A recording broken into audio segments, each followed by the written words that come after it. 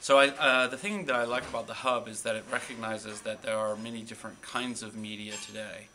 And each of them has its own nature, which is different from the others. And if you want to think about getting a message out to everyone, and not just getting it out, but getting it out accurately and in the way that you want it to be out, you really do have to treat all these different sectors separately. And you have to think about where do they get their information and how can you influence that process.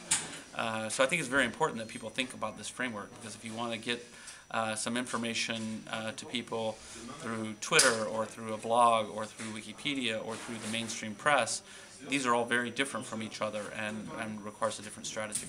Yeah, I like the hub management system that you've outlined as well, because I like the way that you have the idea of assigning different people with different expertises, because they're such different fields. The person who can write a brilliant press release may not be the right person to be monitoring social media, for example. Those are very different skill sets, very different people. But also all those people have to be managed and communicated with each together.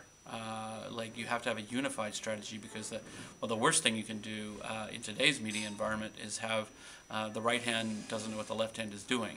If you have that kind of situation where you're putting out one message in social media and another press release, it's a complete disaster, because everybody's talking to everybody. The interesting thing about the way you've got the hub outlined is it's a circle with the different sectors and different pieces, but you also have all those lines crossing to recognize that the simple path. In fact, when you started presenting it to me, I thought, oh, this guy has it all wrong, because he's talking about a simple path around this way. But then you said, oh, but actually, this is one of the classic ways that information gets out. But in fact, it can start here, and this is buzz. It can start here, and they all cross-pollinate, and it's a web. And so you have to manage all the aspects of the web. But I think there are some trends we can identify. When we look at the demographics of who's using what media, and we fast forward, just looking at those demographics and moving forward 10 or 20 years, we begin to see that certain forms of consuming media are declining in influence. Newspapers is the obvious classic example, where the number of people who are getting a paper newspaper and reading it from cover to cover every morning is declining. On the other hand, people who are getting news from journalistic sources is not really declining.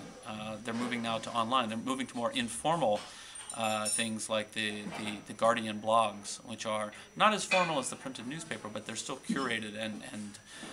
So I think as we look at those trends and we think about those things, then we can be better prepared to think about, okay, well, right now, if I'm doing a press release, I don't really need to have a mobile strategy per se, unless I'm trying to talk to 15-year-olds, where then actually they're getting a lot of information through mobile, through their friends, through different things they can access on their mobile. I think there are these trends that are following demographics. Well, the thing about Wikipedia is in some ways it's radical and innovative, and everybody knows about that. But in other ways, we're very conservative and old-fashioned. So with Wikipedia, we will continue to insist on reliable sources, for example. So Wikipedia is never going to be the right place for people to do original news reporting. It's just not what we're about. It's not what we want to be about. We're about synthesizing information. But there are things that there's clearly an impact. If some news happens, 24 hours a day, it can be in Wikipedia within minutes sometimes. Although at other times, what's interesting is that at other times, if it's a huge, big, famous news story, it'll be in Wikipedia within minutes after it hits the mainstream press. If it's something smaller, that may be overlooked by our community, it can take a day or a week before it comes into Wikipedia, and it may take longer than that. In fact, this would be one of the areas where, in a hub management strategy, you might want to say, oh, well, check our Wikipedia page, and if we see that something has happened and hasn't been updated, we need to go and talk to that community. Not sneak in and edit, which is the big mistake a lot of people think they should do. No, just go and talk to the community and say, oh, did you see, this politician just made a major press release about a new policy initiative, and it's not reflected in the entry. You might want to think about adding that.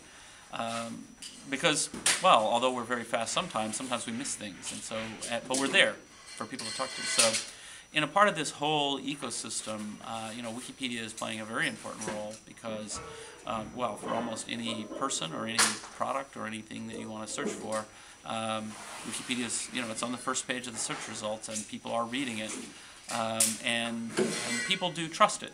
Not perfectly, of course, and they shouldn't trust it perfectly, but in general they know the community is trying really hard to do a good job, and so if there's something that Wikipedia is missing, they'll want it to be there.